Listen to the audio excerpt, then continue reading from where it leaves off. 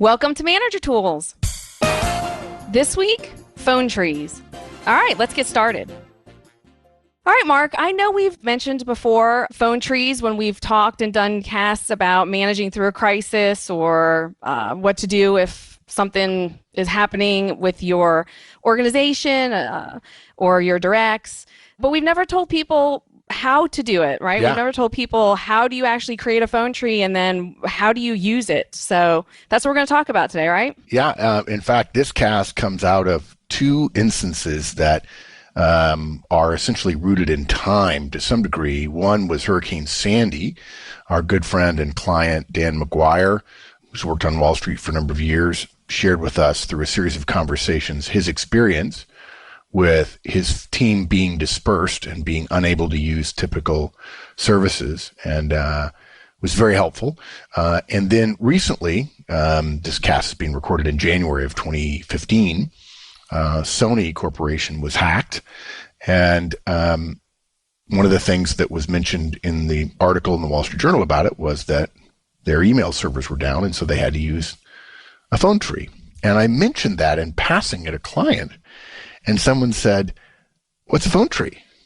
And I said, "Well, it's a thing where you activate, you call and says, why would you ever need that? Why didn't you just use email?" And I repeated myself. I said, "Well, their email servers were out." And the guy says, "Well, why would their email servers be out?" And I said, "Well, because they were hacked." And first of all, there was just this fundamental assumption that I have technology at my disposal at all times, which, guys, is just false, based on the fact that often I get on planes and they don't have Wi-Fi, and suddenly ubiquitous bandwidth Wi-Fi is not available. And then we've all seen the joke, the Maslow's hierarchy of needs joke, which underneath food, clothing, and shelter is Wi-Fi.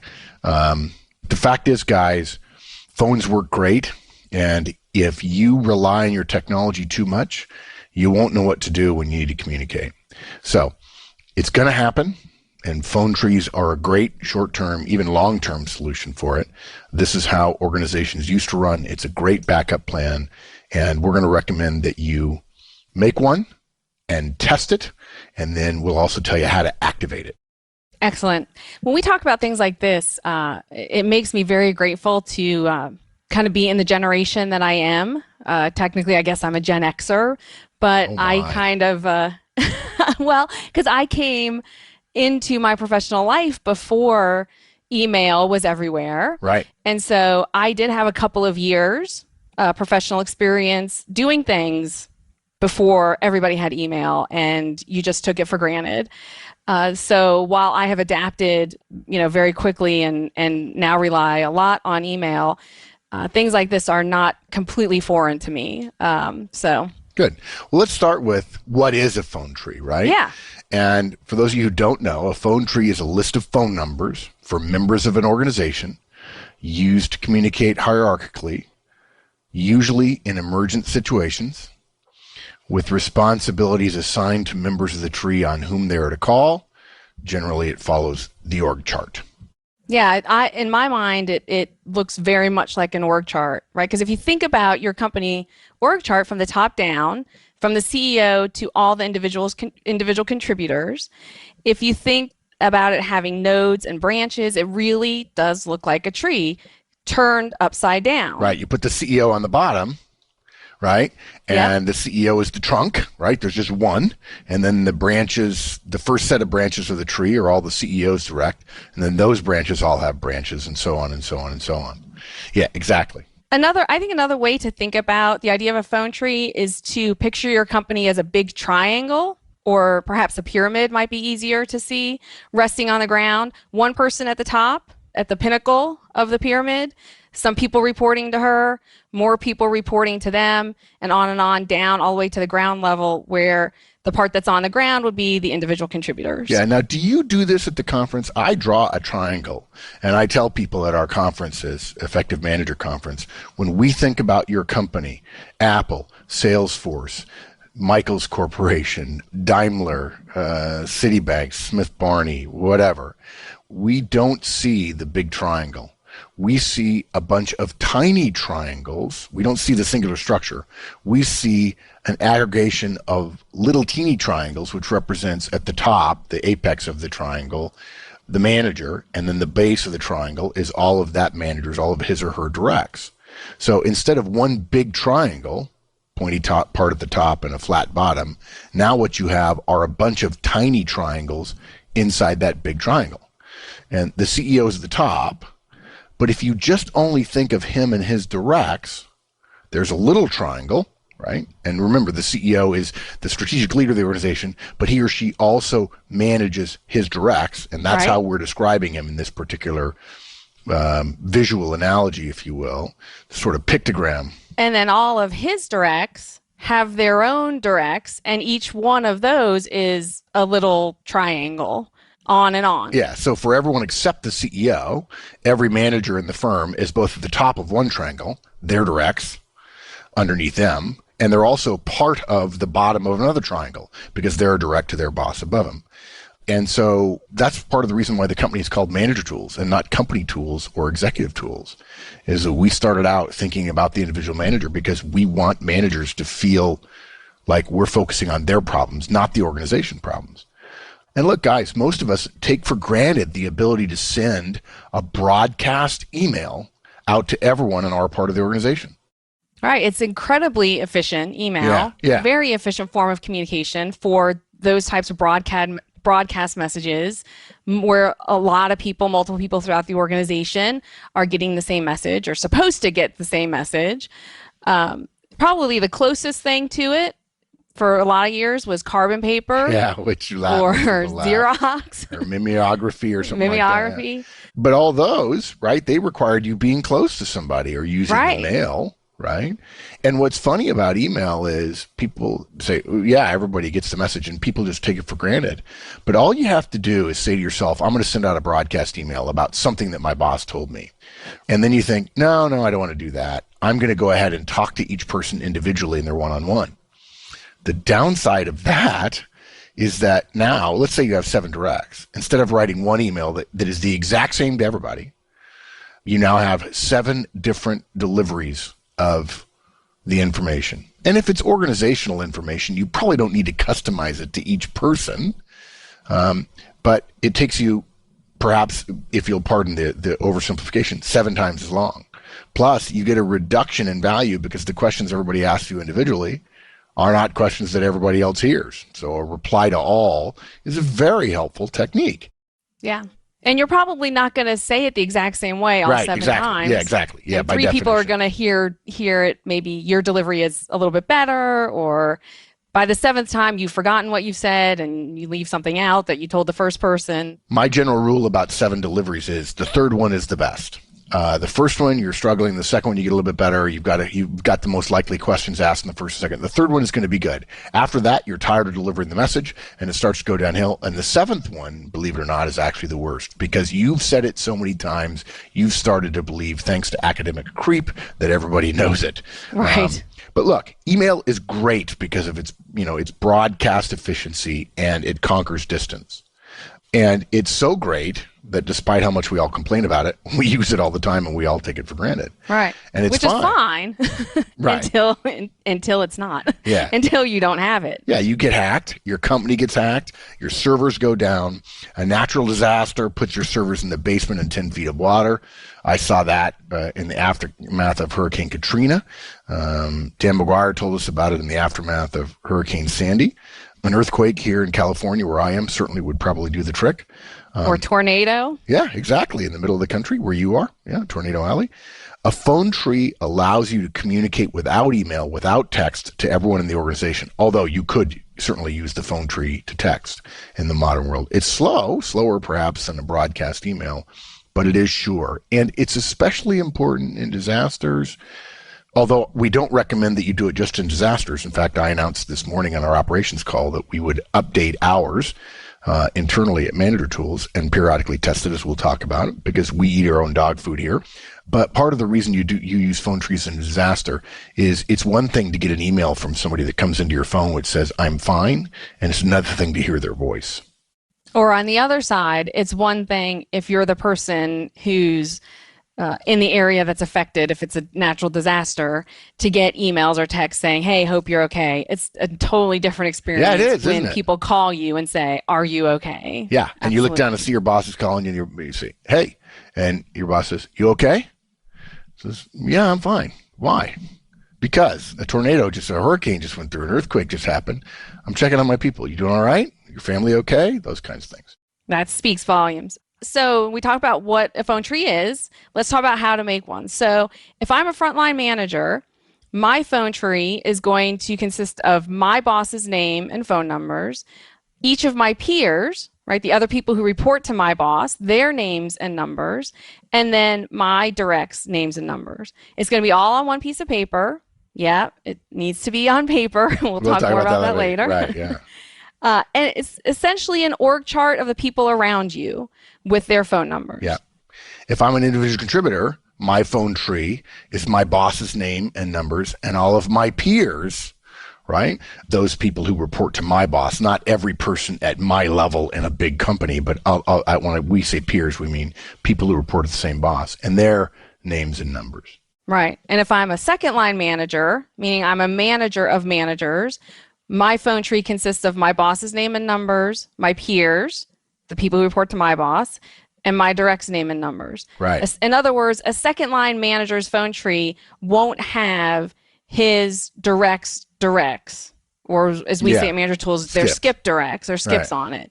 Even those people certainly are part of that second line manager's organization. A phone tree only includes you and your boss and your immediate directs. Right. And look, if you're a manager of managers, yeah, your directs are in your org.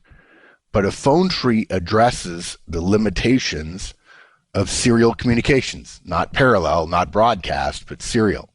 A director can't be expected to get a message out to 10 directs and each of their 10 directs too. The whole point of the phone tree is the organization is linked together by its management structure. Okay. So if I'm a vice president and I have assistant vice presidents reporting to me and senior directors reporting to them and directors reporting to them and senior managers reporting to them and managers reporting to them, I have a huge organization, but I don't have the tool perhaps to reach everyone with updates and so on. And we don't want to create a gigantic digital room where everybody communicates everything all at once.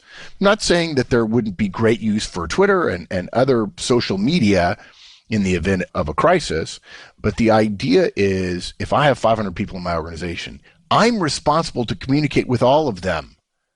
But the way I handle that responsibility is I rely on other people to do the actual communication. The fact that I'm responsible doesn't mean I have to do it myself. People miss this all the time. They say, oh, well, I'm responsible, so I have to do it. Well, no, the CEO's responsible for everything the company does or doesn't do. And that's why sometimes CEOs get fired, even though they didn't know what was going on several layers down. Responsibility doesn't mean actual personal action. It means accountability for other people's actions as well. So the phone tree simply says, if Danny's my boss, if she's a senior manager and I'm a manager, she's going to communicate with me and my peers, the other people who report to her, and she's going to rely on me to carry the water to my team. She's going to tell me things I need to tell them, or perhaps information she needs from them. And she doesn't have time to talk to, if she has 10 directs and we all have 110 people. Right. But she does have time to talk, and she probably has a good relationship with her 10 directs, and she has to rely on me. So we go back to that whole point about the triangles. Your organization really boils down to not one big triangle, which is a ludicrous visual representation of a company with 100,000 or 10,000 or 50,000 employees, but lots of very small communication triangles, lots of small little cells that end up communicating with one another. And the larger organization relies on every node to carry the water serially up and down to all the other nodes in the organization. Right. So with this basic names and numbers of people immediately around me idea right. in your head, it's pretty easy to create a phone tree. You just gather the necessary organization, you print it out, you distribute it, and you explain the purpose of the tree to everyone. Yeah. The easiest way I've seen this done is to send out an email. And luckily we're doing this before we need it. Right. And when we need it, we don't have email. And you explain what you're doing. You say something like, we're going to create a phone tree for our little part of the organization. A phone tree is a list of phone numbers for members of an organization used to communicate hierarchically, usually in emergent situations, with responsibilities assigned to members of the tree on whom they're to call. Generally follows the org chart. Our phone tree will consist of me, my boss, and each of my directs. If you have directs, you'll have a separate phone tree, which you're now responsible for creating and providing me a copy of by blank date. If I activate my phone tree and you have directs and therefore your own phone tree, it's highly likely, I can't imagine a situation where you wouldn't be activating yours as well. If a crisis hits, we may not have email, and I'll be relying on you to carry the water and communicate messages that come from me and from higher up and others elsewhere in the organization about what's going on or just checking in regularly. You might be surprised someday to learn how good it feels to get a phone call from your boss or a colleague after an event emergency saying, hey, just checking in, you okay? So below this mail, I'd like each of you to send back to me your name and your desk, cell, and home phone numbers. If you don't have a home phone number and you want to list your spouse's name and cell, I'd appreciate that, but you don't have to. And folks, by the way, despite what you may think, we found it doesn't do a lot of good for you to comb through your existing records and to create the data yourself and then ask for validation. It takes too long. It takes too long for you. It's one person spending 2 hours rather than a bunch of people spending 5 minutes. They all know their numbers. They don't have to look for them. You'll introduce errors and they may not catch it. Right. Okay, getting back on track, I would say, once I get all the data back, I'll put it all into one email with the title of my, Mark's phone tree dated this month and year, and I'm going to send it out to all of you. I'll expect each of you to print it out and keep it with you at all times. Okay, maybe not on your person when you're working out. Keep it in your briefcase or your purse or your work bag or your gym bag. Keep a copy somewhere at home. Keep one at your desk here as well. At some point in the near future, we'll test our phone tree to make sure it works. And yeah, we'll have to periodically update it because people and numbers change. We probably won't change it every time somebody in the organization changes because then you'll just dread it and we'll begin to not do it. So we'll do it on a regular basis with a hope that if in fact we miss one person, it won't be the end of the world. But the small inconveniences of a couple of minutes spent on a normal day to update a phone tree, when you lose your phone, when the power goes out, look, heaven forbid, guys, if you get laid off or terminated, you'll have phone numbers of your colleagues, which I would encourage you to talk to. That time you spend keeping updated is priceless when the day comes that isn't normal and the system you rely on, take for granted in terms of digital communication doesn't work anymore. Excellent. That's the message that you send out. And if you're a licensee, that's all in the show notes. Yeah. If you're a licensee, folks, if you don't know what a licensee is, all of our shows are free and always will be free.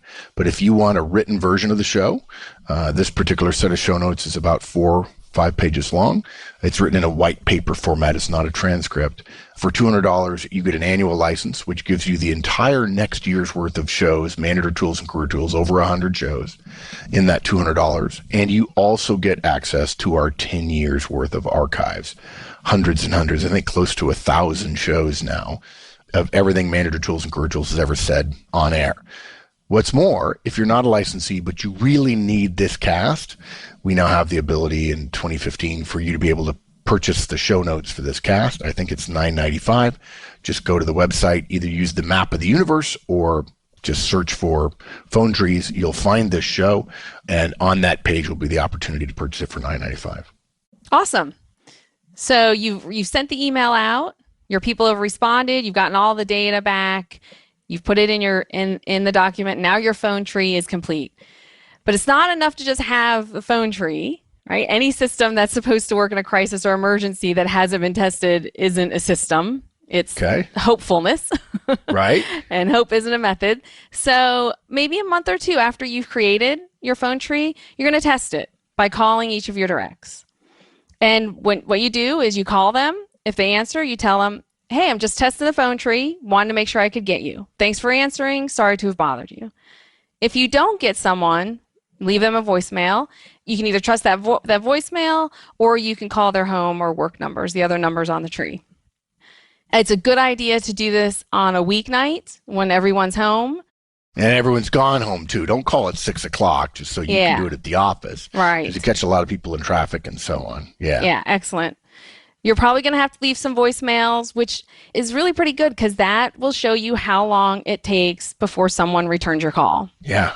Which is another good benefit of testing it. Yeah, I talked to somebody recently who said, yeah, I called one of my directs about 9 in the morning and I hadn't heard from him about 2 in the afternoon. And I looked at his calendar. He had one meeting and I'd gotten some emails from him and I was surprised. I'm sure this makes me sound like a boss, but when he went to his direct, said, I left you a message like 5 hours ago. He says, I got it. I just didn't have time right then. And I was going to get to it. And the boss asked me, he said, what should I have done? I said, well, what you should have done is sat down and said, let me give you some guidance on what it means when I leave you a voicemail. I'm okay with you doing email 3 or 4 times a day. Urgent emails we don't think exist, but we know you might do that. But if I leave you a voicemail and you get that voicemail, I expect you to call me back. And I don't expect you to wait more than an hour. If you're in a meeting, I respect that. If you're in an all-day meeting, I know how things happen, and so it may be on a break and you may not have a lot of time. But if you're sitting at your desk and you get a voicemail from me, what's worse, if your phone rings and you see it's me and you don't pick it up, and then you don't call me or you don't check your voicemail or you didn't realize it was urgent, that doesn't work for me. So what's funny is people are thinking, wait, they're testing the phone tree. Of course I would call back immediately. I want this system to be in place. Well, if your people don't listen to their voicemail message, they won't know what it is. And you'll discover how long it takes. I also heard the other day somebody say, I didn't get your voicemail. Yeah, I understand that sometimes cell phones are a little dodgy in that regard, but generally the voicemail system works pretty well. Not quite as good as email, but pretty good. Yeah, I never, probably less generous than you, Mark. I never believe that. Yeah. All right, so you've called and you've activated the phone tree, you've tested the phone tree. Once you've gotten calls back from all of the voicemails you've left, then your test is complete, your phone tree is current, and it's ready to be activated when you need it. And we recommend testing it like maybe twice a year, all right? And remember to update it, as we said earlier, when you have change amongst your team, when you lose or gain directs. But don't overdo that. If you're losing directs or gaining directs once a month or whatever, you don't need to update. Once a quarter is fine. Okay. Now, if it's been 6 months, you're at risk. And it only takes a minute. Okay. It really only takes a minute. You find that old email. It's got phone tree in the title and say, hey guys, update everything, please. Yeah. When I worked at the Cancer Society, our turnover was very, it was not the same all throughout the year, right? There were peaks and there was a pattern to the turnover. And so we were usually updating our phone tree about every 6 weeks during the first 2 quarters of the year. But then after that, because there was much less turnover, the last 2 quarters of the year, we only would update it like once a quarter. So, I think it's a good idea if you know that you have seasonal turnover, then during those times, you may find that you're updating it more. Yeah. If we didn't, it would have been, 70 or 80% different by the time we needed it. Yeah, exactly. Yeah. And then for your directs who are managers and have their own phone trees, they'll need to get back to you that their own phone tree tested successfully. And if you prefer, in some cases I can see myself doing this. I had a friend of mine in the Army that did this. You can ask them to have each of their directs send you a text saying they've heard from their boss. Okay. And look, guys, maybe that seems like overkill. You're most likely to think that if you've never been through a crisis or a natural disaster with your team or company. Not being able to find one person when there's a storm or flood or hurricane or a physical attack.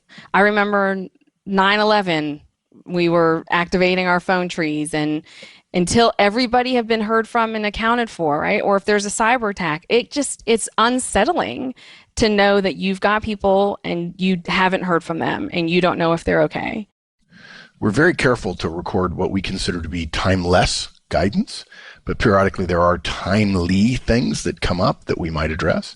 And at the start of 2015, an editorial office in Paris, France was attacked and 12 people were murdered. And if that happens to your organization, and there's general pandemonium, knowing that you can quickly reach out and you've got everybody's phone numbers. And look, if there's no electronic interference or whatever, you can just call your directs, no problem at all. But if you call your direct's cell and they don't answer for 2 hours, look, maybe they're at daycare with their kids and the phone's on silent. Maybe they're in a training class and you've forgotten and their phone's on silent. It could happen. Maybe they're in the subway where they're in the tube and they have bad reception. That's okay. But if it's been 2 hours, you're going to want their home number, or you're going to want some other number or their spouse's number. And having the phone tree is really helpful. So as we said before, better to spend a few minutes on prevention now to save the agony of fear, uncertainty, and doubt later. Absolutely. So we've tested it. Now, how do we activate it? Yeah, this is the easy part. Yeah, that hard work is done, right? Here's the thing. This cast is one of our classic wellness versus sickness cast, or wellness versus going to the doctor when you're sick cast, right? Also, it's an ant and a grasshopper kind of cast, right? I mean, if you do what you're supposed to do in advance, winter comes and you're fine. You're the ant as opposed to the grasshopper. So if you've already created it and tested it, it's easy. When a situation comes up that you think it needs it, you simply call your directs one at a time and say, hey, I'm activating the phone tree. And by the way, if you have 10 directs and you want to split up the phone tree and you want to say, you don't have to call every one of your directs directly. You could say person A and person B, you have your own phone trees. Even though you're just one of many of my directs, I'm going to break it down. I'm going to call you two, you two are each going to call 4 people yourself. It doesn't have to be purely the org chart precisely. You could break it down a little bit more if you want, particularly if you have team leads or something like that. Yeah. But you basically say, I'm activating the phone tree. When we need to, this is how we'll communicate in the next few days as we go through this process. There'll be plenty of stuff that everyone doesn't need to know, but for the waterfall information, the stuff that needs to be broadcasted, reporting information that has to get to everybody, this is how we'll do it. Great. If there's an emergency, you'll probably want to set up a process for people to check in, and you'll want to communicate that. It might be daily for the first week and then every other day after that. Always do it at the same time, a certain time that you pick, and let them know. Say something like, hey, we're going to check in every day this week through the phone tree at 4:45 p.m. Yeah. And by the way, they'll get your voicemail. The second, third, fourth, fifth person will all get your voicemail. And that's fine. Okay. You can call them all back. What's valuable about that is both ongoing verification that your people are okay and able to work, or you get notice of what they don't have or what they're needing or whatever, but also what amounts to a ready-made virtual meeting that happens every day or two. You don't have to call everyone every time you get an update. You can save up data that isn't urgent or critical, and use the phone tree check-in schedule to disseminate more routine communications. And I think that regular check-in too will encourage people to share information that otherwise they might not. And during an emergency or a crisis, you want more information, not less. Yeah, definitely more. If you've activated your phone tree, you're going to be busy. The phone tree is like a daily meeting. It's sort of conducted serially, but rather than calling everyone all the time, keep a written list of events and updates and brief everyone from your written list when they check in. It works great. And people will love you for it. Yeah, absolutely. Now, finally, some managers we've heard like the idea of just telling their folks, hey, you check in with me. And Mark, we're not going to tell people not to do it that way, right? No. But there are plenty of managers who have done that and who then have waited an hour or two without hearing anything from their directs. And then they call their directs and the direct says, oh, sorry, I forgot. And the manager was worried, right? Yeah, absolutely. Yes. It's in times like this, guys, it's time to be proactive. There are far too many managers. This is a disease that affects far too many of us. I don't need to communicate with you if I think everything's okay. When in fact, it's much smarter to say, I'm going to be proactive and I'm going to communicate with you on a regular basis, whether I'm okay or not. Right. Because if you assume the lack of communication means everything okay, you've got a fundamental logic error there. Mm-hmm. Somebody who's not okay can't communicate.